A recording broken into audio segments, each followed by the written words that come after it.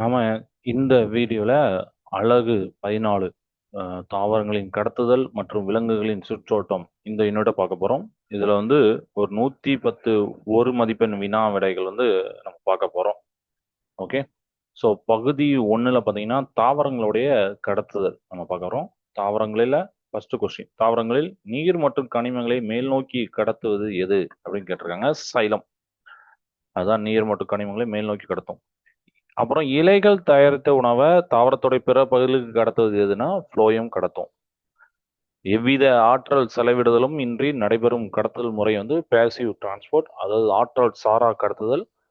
செறிவான செறிவு குறைவான பகுதியிலிருந்து செறிவான பகுதிக்கு மூலக்கூறுகள் ஆற்றலை செலவழித்து கடத்தப்படுவது எது அப்படின்னு கேட்டிருக்காங்க. ஸோ ஆற்றல் சார் கடத்துதல். செறிவு குறைவான பகுதியிலிருந்து அதிகமான பகுதிக்கு போகும். செறிவான பகுதிக்கு மூலக்கூறுகள் ஆற்றலை செலவழிச்சு போறது, அதுதான் ஆற்றல் சால் கடத்தல் அப்படின்னு சொல்லுவாங்க. கொஸ்டின் நம்பர் 5, கரைப்பான் மூலக்கூறுகள் அதன் அதிக செறிவுள்ள பகுதியிலிருந்து குறைவான செறிவுள்ள பகுதிக்கு அரை கடத்து சவ்வு வழியாக செல்வது எது? சவ்வுடு பரவல், ஆஸ்மாசிஸ் ப்ராசஸ். கொஸ்டின் நம்பர் 6, உலர்ந்த விதைகள் மற்றும் நிலக்கரி நீரை உறிஞ்சும் உப்பு நிகழ்ச்சி எது அப்படின்னா உள்ளிருத்தல். கொஸ்டின் நம்பர் 7, வேறு எந்த பகுதி மண்ணில் உள்ள நீரை உறிஞ்ச பயன்படுகிறதுனா வேர் தூவிகள். வேர்ல எந்த பகுதி? சரிங்களா. கொஸ்டின் நம்பர் 8, செல் சுவர் மற்றும் செல் இடைவெளிகளின் வழியாக நீர் செல்லும் பாதை எது? அப்போபிளாஸ்ட் வழி. இதுல நிறைய நிறைய ஒன்னோடு இருக்கு. ஸோ செல் சுவர் மற்றும் செல் இடைவெளியின் வழியாக நீர் செல்லும் பாதை வந்து அப்போபிளாஸ்ட் வழி. கொஸ்டின் நம்பர் 9, சைட்டோபிளாசத்தின் வழியாக பிளாஸ்மோடெஸ்மாட்டா மூலம் நீர் செல்லும் பாதை வந்து சிம்பிளாஸ்ட் வழி. கொஸ்டின் நம்பர் 10, தாவரங்களின் புற உறுப்புகளிலிருந்து நீர் ஆவியாக வெளியேறும் நிகழ்ச்சி வந்து நீராவி போக்கு. கொஸ்டின் நம்பர் 11, இலைத்துளையை சூழ்ந்துள்ள சிறப்பு செல்கள் எதுனா காப்பு செல்கள். இது அடிக்கடி கேட்கக்கூடிய கொஸ்டின். 12, தண்டின் பட்டை துளைகளின் வழியாக நடைபெறும் நீராவி போக்கு எதுனா பட்டை துளை நீராவி போக்கு. கொஸ்டின் நம்பர் 13, இலைத்துளை திறப்பதற்கும் மூடுவதற்கும் காரணமான அயனி எதுனா பொட்டாசியம். ஸோ கே பிளஸ் அயனி அப்படின்னு சொல்லுவாங்க. இதையும் ஒரு இம்பார்ட்டன்ட் கொஸ்டின். இலைத்துளை திறப்பதற்கும் மூடுவதற்கும் காரணமான அயனி வந்து பொட்டாசியம் அயனி. 14, கொஸ்டின் நம்பர் 14, வேர் செல்களினுள் நுழையும் நீரினால் ஏற்படும் அழுத்தம் எது? வேர் அழுத்தம். கொஸ்டின் நம்பர் 15, ஒரே மாதிரியான மூலக்கூறுகளுக்கு இடையே உள்ள ஈர்ப்பு விசை வந்து கூட்டிணைவு, கோஹசன். அதே மாதிரி வெவ்வேறு மூலக்கூறுகளுக்கு இடையே உள்ள விசை தான் அட்கசன், ஒட்டிணைவு. அது கூட்டிணைவு, ஒட்டிணைவு. கொஸ்டின் நம்பர் 17, ஒரு செல்லிலிருந்து நீர் வெளியேறுவதால் புரோட்டோபிளாசம் செல் சுவரை விட்டு விலகி சுருங்குவது எது அப்படின்னா பிளாஸ்மா செறிவு. ஒரு செல்லிலிருந்து நீர் வெளியேறும், அதனால புரோட்டோபிளாசம் வந்து செல் சுவரை விட்டு விலகி சுருங்குவது எது அப்படின்னா பிளாஸ்மா செறிவு. தாவரங்களில் கனிம அயனிகள் எதன் வழியாக கடத்தப்படுகின்றன? சைலம் குழாய்கள். கொஸ்டின் நம்பர் 19, உணவானது சர்க்கரை வடிவில் உருவான இடத்திலிருந்து சேமிக்கும் இடத்திற்கு செல்வது எதுனா இடப்பெயர்ச்சி. உருவான இடத்துல இருந்து சேமிக்க இடத்துக்கு போகும், டிரான்ஸ்லொகேஷன் அப்படின்னு சொல்லுவாங்க. 20, அழுத்த ஓட்ட கோட்பாடை மாஸ் ஃப்ளோ ஹைபோதேசிஸ் முன்மொழிந்தவர் யாருன்னா முனிச். கொஸ்டின் நம்பர் 21, தாவரங்களில் நீரேறலில் முக்கிய பங்கு வகிக்கும் விசை எதுனா நீராவி போக்கின் இழுவிசை, இழுப்பு விசை அப்படின்னு கூட சொல்லலாம். கொஸ்டின் நம்பர் 22, சைலத்தில் நீரோட்டம் எப்பொழுதும் எத்திசையை நோக்கி இருக்கும் அப்படின்னா மேல் நோக்கி. சரிங்களா. சைலத்தில் நீரோட்டம் எப்போதும் மேல் நோக்கி இருக்கும். ஸோ முக்கிய குறிப்புகள்ல நம்ம என்னெல்லாம் பார்க்கலாம்னா சைலம் அப்படின்னா நீர் மற்றும் கனிமங்களை மேல் நோக்கி கொண்டு போகிறது. ஃப்ளோயம் உணவு கடத்தல யூஸ் ஆகுறது. நீராவி போக்குன்னா முக்கியமான இழுவிசை அதுதான். இப்போ பகுதி 2ல ரத்தத்தோடைய இயல்பு பார்க்க போறோம். இதுல வந்து ரத்தத்துல 55% பிளாஸ்மா இருக்கும், 60லேருந்து 65% நியூட்ரோஃபில்கள் இருக்கும். ரத்த தட்டுக்கள்னு சொல்லக்கூடிய அதோடைய ஆயுள் காலம் பார்த்தீங்கன்னா 8லேருந்து 10 நாட்கள் தான். அதான் இங்க போட்டிருக்கேன். தட்டுக்கள் ஆயுள் நாட்கள் அப்படின்னு போட்டிருக்கேன். கொஸ்டின் நம்பர் 23, ரத்தத்தின் திரவ பகுதி எதுனா பிளாஸ்மா தான். பிளாஸ்மா ரத்தத்தில் எத்தனை சதவீதம் உள்ளது? இப்போ நம்ம பார்த்தா 55%. ரத்த சிவப்பணுக்களின் மற்றொரு பெயர் என்னன்னா எரித்ரோசைட்டுகள். இது அடிக்கடி கேட்கக்கூடிய கொஸ்டின். ரத்த சிவப்பணுக்கள் சிவப்பு நிறமாக இருக்க காரணமான நிறமி எதுனா ஹீமோகுளோபின். இது உங்களுக்கு தெரியும். கொஸ்டின் நம்பர் 27, பாலூட்டிகளின் முதிர்ச்சி அடைந்த சிவப்பு அணுக்களில் எது காணப்படுவதில்லைன்னா உட்கரு. இது அடிக்கடி கேட்கக்கூடிய கொஸ்டின். பாலூட்டிகளுடைய முதிர்ச்சி அடைந்த சிவப்பு அணுக்கள் எது இருக்காது அப்படின்னு பார்த்தீங்கன்னா உட்கரு.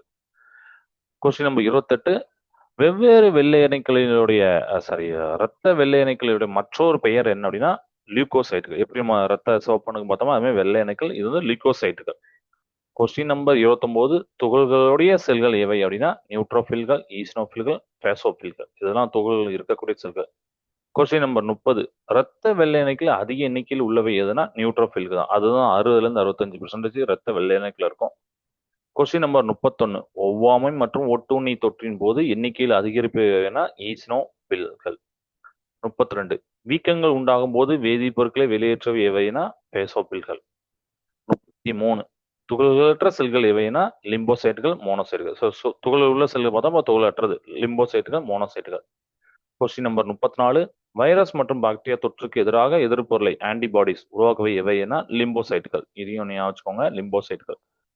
அடுத்து 35, விலங்கு செல்கள் என அழைக்கப்படுவதை எவை அப்படின்னா மோனோசைட்டுகள். கொஸ்டின் நம்பர் 36, இரத்த தட்டுகளுடைய மற்றொரு பெயர் என்னன்னா த்ரோம்போசைட்டுகள். இதையும் ஞாபகம் வச்சுக்கோங்க, இரத்த தட்டுகளோட மற்றொரு பெயர் த்ரோம்போசைட்டுகள். கொஸ்டின் நம்பர் 37, ரத்தம் உறைதலில் முக்கிய பங்கு வகிப்பவை எவை அப்படின்னா இரத்த தட்டுகள் தான்.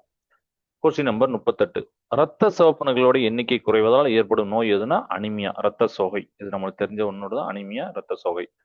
கொஸ்டின் நம்பர் 39, இரத்த வெள்ளை அணுக்களோட எண்ணிக்கை அதிகரிப்பதால் ஏற்படும் நோய் எதுனா, ஏன்னா அதிகரிச்சாலும் நோய் வரும். ஸோ இரத்த வெள்ளை அணுக்கள் அதிகரிச்சா வரக்கூடிய நோய் பார்த்தீங்கன்னா லியூகோசைட்டோசிஸ். கொஸ்டின் நம்பர் 40, இரத்த வெள்ளை அணுக்களின் எண்ணிக்கை குறைவதால் ஏற்படும் நோய், இது குறையிறது. ஸோ லியூகோபீனியா அப்படின்னு சொல்றது. கொஸ்டின் நம்பர் 41, இரத்த தட்டுகளோட எண்ணிக்கை குறைவதால் ஏற்படும் நோய் எது அப்படின்னா இரத்த தட்டுகள் குறையதுனாலனா த்ரோம்போசைட்டோபீனியா அப்படின்னு சொல்லிட்டு. ஸோ நோய்கள் வந்து பார்த்தீங்கன்னா அனிமியா எப்போ வரும், ஆர்பிசி குறைவுனால. லியூகோசைட்டோசிஸ் எப்போ வரும்னா டபிள்யூபிசி, அதாவது ஒயிட், அது சரிங்களா, இரத்த வெள்ளை அணுக்கள், ஒயிட் பிளட் செல்ஸ். ஸோ அது அதிகரிக்கனால. இப்போ லியூகோபீனியா அப்படின்னா அது டபிள்யூபிசி வந்து குறைவறனால. த்ரோம்போசைட்னா ரத்த தட்டுகள் குறைவு. ஸோ இது உங்களுக்கு புரிஞ்சிருக்கும். இப்போ நம்ம வந்து பகுதி 3க்கு நம்ம போக போறோம்.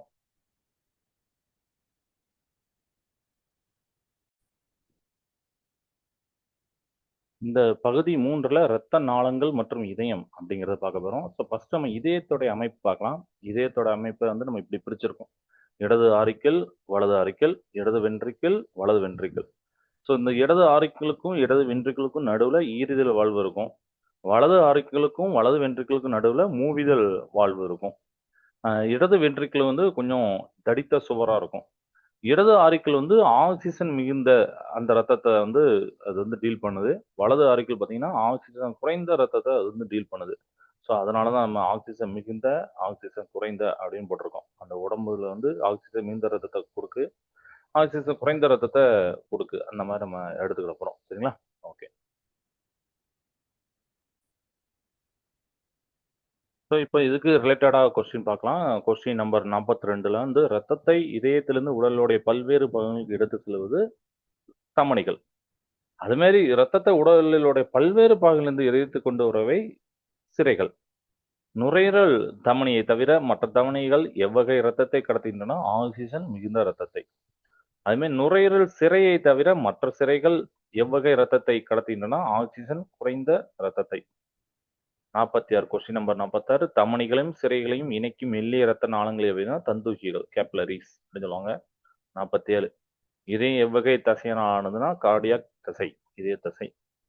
கொஸ்டின் நம்பர் 48, இதயத்தை பாதுகாக்கும் இரட்டை அடுக்கு உறை எது அப்படின்னா பெரிகார்டியம். இது அடிக்கடி கேட்கக்கூடிய கொஸ்டின். இரட்டை அடுக்கு உறை வந்து பெரிகார்டியம். 49, இதயத்துடைய மேலறைகள் எவ்வாறு அழைக்கப்படுகின்றன? நம்ம இப்பதான் பார்த்தோம் வலது இடது. ஸோ ஆரிக்கிள்கள் அப்படின்னு சொல்லிட்டு. கீழறைகள் வென்ட்ரிக்குகள் அப்படிதானே? ஓகே. இப்போ வலது ஆரிக்கிளையும் வலது வென்ட்ரிக்கலையும் பிரிக்கும் வாழ்வு அந்த நம்ம பார்த்தோம். வலது அப்படின்னா மூவிதழ், இதுவே இடது அப்படின்னா ஈறுதல். சரிங்களா? அது ஞாபகம் வச்சுக்கணும். இடது அறைக்கிலையும் இடது வென்ட்ரிக்கலையும் பிரிக்கிறது ஈறுதல் வாழ்வு. மிட்ரல் வாழ்வு கூட இதை சொல்லுவாங்க. ஸோ அதெல்லாம் ஞாபகம் வச்சுக்கோங்க. மகா தமனி மற்றும் நுரையீரல் தமனி தொடங்கும் இடத்தில் உள்ள வாழ்வுகள் எதுனா அரைச்சந்திர வாழ்வுகள். கொஸ்டின் நம்பர் 54, இதய தசைக்கு இரத்தத்தை அளிக்கும் தமனி எது அப்படின்னா கரோனரி தமனி. வலது ஆரிக்கில் உள்ள இதய துடிப்பை தூண்டு பகுதி அப்படின்னா சைனோ ஏற்றியல் கணு, எஸ்ஏ நோடு அப்படின்னு சொல்லுவாங்க. வலது ஆரிக்கில் உள்ள இதய துடிப்பை தூண்டு பகுதி. இதயத்துடைய பேஸ் மேக்கர், இதையும் அடிக்கடி கேட்கக்கூடிய கொஸ்டின். பேஸ் மேக்கர்னா எஸ்ஏ கணு. இப்போ பார்த்தோம்னா அந்த எஸ்ஏ கணு தான். கொஸ்டின் நம்பர் 57, ஆக்சிஜன் குறைந்த ரத்தத்தை நுரையீரலுக்கு எடுத்து செல்லும் குழாய், இரத்த குழாய் எதுனா நுரையீரல் தமனி.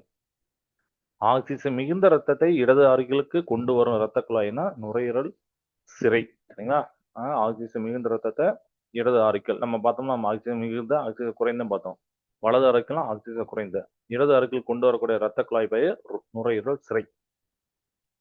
Question number 59. இதய துடிப்பு ஒரு நிமிடத்திற்கு சராசரி எத்தனை முறை நிகழ்குதுன்னா 72லேருந்து 75 முறை வரை. ஸோ முக்கியமான குறிப்புகளை தமனிகள் அப்படின்னா இதயத்திலிருந்து வெளியே, சிரைகள் அப்படின்னா இதயத்திற்கு உள்ளே, எஸ்ஏ கணு அப்படின்னா ஃபேஸ் மேக்கர் அப்படின்னு சொல்லணும். சுற்றோட்டம் அப்படிங்கிறத நம்ம வந்து ஒரு நிமிடத்துக்கு எவ்வளோன்னா 72லேருந்து 75 முறை. சரிங்களா? ஸோ இப்போ வந்து பகுதி 4க்கு நம்ம போக போகிறோம். பகுதி 4ல் இதய சுழற்சி மற்றும் இரத்த அழுத்தம் அப்படிங்கிறத பார்க்க போகிறோம். ஸோ இது வந்து நார்மலாக பார்த்தீங்கன்னா நம்மளுக்கு இயல்பான ரத்த அழுத்தம் எவ்வளோ பார்த்தீங்கன்னா 120/80. இதுதான் நம்ம இந்த ரீடிங்கை ஞாபகம் மில்லிமீட்டர் ஹெச்ஜி அப்படின்னு போட்டிருப்பாங்க. ஸோ இதை ஞாபகம். Question number 60. இதய அறைகள் சுருங்கும் நிலை எவ்வாறு அழைக்கப்படுகிறதுனா சிஸ்டோல். 61. இதய அறைகள் விரிவடை நிலை அப்படின்னா டயஸ்டோல். ஒரு முழுமையான சிஸ்டோல் டயஸ்டோல், ஏன்னா சுருங்குறது விரைவுறது. ஸோ சிஸ்டோல் டயஸ்டோல் உள்ளடக்கிய நிகழ்வு தான் இதய துடிப்பு, ஹார்ட் பீட். மூவிதழ் மற்றும் ஈரிதழ் வாழ்வுகள் மூடுவதால் ஏற்படும் முதல் ஒலி எதுனா லப். அரைச்சந்திர வாழ்வுகள் மூடுவதால் ஏற்படும் இரண்டாவது ஒலி எதுனா டப். இரத்த அழுத்தத்தை அளவிட உதவும் கருவி ஸ்பிக்மோ மோனோமீட்டர். இதுவும் அடிக்கடி கேட்கக்கூடியது. ஸோ ஸ்பிக்மோ மோனோமீட்டர் அதுதான் இரத்த அழுத்தத்தை அளவிடக்கூட கருவி. இதய ஒலிகளை கண்டறிய பயன்படும் கருவி எதுனா ஸ்டெதஸ்கோப். இது நமக்கு தெரியும். ஸோ இதய ஒலிகள். Question number 66. Question number 67.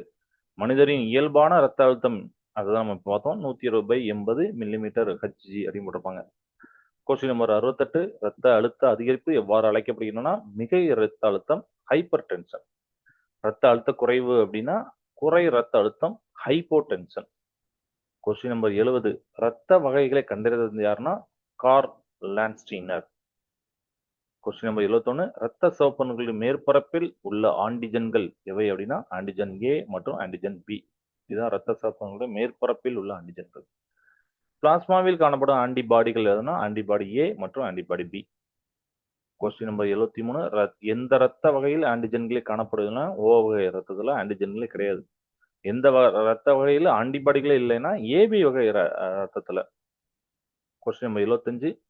அனைவருக்கும் ரத்தம் அளிப்பவர் யூனிவர்சல் டோனார் அப்படின்னா ஓ வகை ரத்தம் கொண்டவர் தான். அதே மாதிரி அனைவரிடந்து ரத்தம் பெறுவர் யூனிவர்சல் ரெசிபிஷன்ட் அப்படின்னா ஏபி ரத்த வகை கொண்டவர். Question number 77. ஆர்ஹெச் காரணியை கண்டறிந்தவர்கள் யாருன்னா லான்ஸ்டீனர் மற்றும் வியனர். Question number 78. ரத்த நாளங்களுக்கு வெளியே காணப்படும் நிறமற்ற திரவம் அப்படின்னா என்னன்னா நிலநெல் அப்படி சொல்லுவாங்க. Question number 79. இதயத்தில் இடது வென்ட்ரிக்கல் சுருங்குவதால் ரத்தம் எதன் வழியாக உடலுக்கு செல்லுங்கன்னா மகாதமுனி அப்படிங்கிறது தான். இது இடது வென்ட்ரிக்கல் சுருங்குவதனால. சரிங்களா? Question number 80. இதய துடிப்பின் அலைகள் பரவதற்கு காரணமான தசை நகல்கள் எதுனா பர்கின்சி இலை மற்றும் ஹிஸ் கற்றைகள் அப்படின்னு சொல்லுவாங்க. அப்புறம் கொஸ்டின் நம்பர் 81. ஒரு செல் உயிரி முதல் பல செல் உயிரிகள் வரை மூலக்கூறுகள் சீராக பரவுவதற்கு உதவும் முறை என்ன அதுதான் பரவல், டிவிஷன். அதுதான் மூலக்கூறுகள் சீராக பரவுது. அப்போபிளாஸ்ட் வழி நீரானது எதன் வழியாக செல்கிறதுனா செல் சுவர் மற்றும் செல் இடைவெளி வழியா. ஓகே. அடுத்து 83. பிளாஸ்மோ டெஸ்மாட்டா எவ்வகை நீர் கடத்தில் காணப்படுகிறதுனா சிம்பிளாஸ்ட் வழியில. 84. Question number 84. அகத்தோலில் உள்ள காஸ்பேரியன் பட்டைகள் எதனால் ஆனவனா சுபரி. Question number 85. வேறு தூவிகளால் உறிஞ்சப்பட்ட நீர் மற்றும் கனிமம் எதன் வழியாக நீராவி போக்கு இழுப்பு விசை காரணமாக மேலேறுகிறதுனா நம்ம பார்த்தோம் சைல குழாய்கள். 86. இலைகளுடைய புறத்தொழில் காணப்படும் மிகச்சிறிய துளைகள்னா அதுதான் இலை துளைகள் ஸ்டொமேட்டா அப்படின்னு சொல்லுவாங்க. Question number 87. பகல் நேரத்துல இலை துளைகள் திறந்து காணப்படும். அது ஏன் என்ன காரணம்னா காப்பு செல்களுக்குள் நீர் புகுந்து விரைப்பு தன்மை அடைவதால், அதனாலதான்.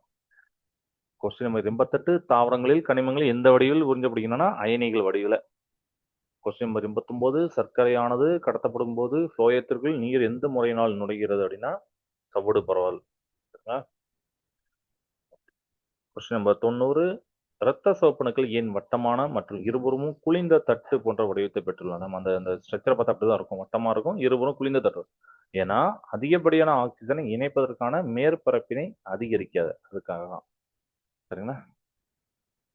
Question number 91. இரத்த வெள்ளை அணுக்கள் எவை நிறைமற்றவைனா லியூகோசைட்டுகள், அனைத்து வெள்ளை அணுக்களும். ஓகே. Question number 92. பேசோபில்கள் எத்தனை சதவீதம் உள்ளன 0.5லேருந்து 1% வரைக்கும். 93. லிம்போசைட்டுகள் மொத்த வெள்ளை அணுக்கள் எத்தனை சதவீதம் உள்ளன? 20லேருந்து 25. ரத்த தட்டுகளுடைய நம்ம பார்த்தோம் வாழ்நாள் எவ்வளோனா 8லேருந்து 10 நாட்கள் தான். தமனிகள்ல ரத்தம் எவ்வித அழுத்தத்தில் செல்கிறதுனா அதிக அழுத்தத்துல. சிரைகளில் ரத்தம் பின்னோக்கி செல்வதை தடுப்பது எவைனா வால்வுகள். சரிங்களா? அந்த ரை மட்டும் பார்த்துக்கோங்க, வேற ரை வரும் மாறி இருக்கு. இதய தசைக்கு ரத்தத்தை எடுத்து செல்லும் சுற்றோட்டம் எதுனா கரோனரி சுற்றோட்டம். இதய துடிப்பு எங்கு ஆரம்பித்து இதய தசைகளுக்கு பரவுகிறதுனா நியூரோஜெனிக் இதயம், நரம்பு தூண்டல் மூலம். அங்கதான் ஆரம்பித்து இதய தசைகளுக்கு பரவுகிறது. இதயம் தானாகவே சுருங்கி விரியும் தன்மையை பெற்றிருந்தால் அது வகை இதயம் அப்படின்னா மயோஜெனிக் இதயம். 100. எஸ்ஏ கணுவிலிருந்து மின் தூண்டல்கள் இதன் வழியாக ஏவி கணுவிற்கு செல்கின்றன ஏற்றியல் சுவர்.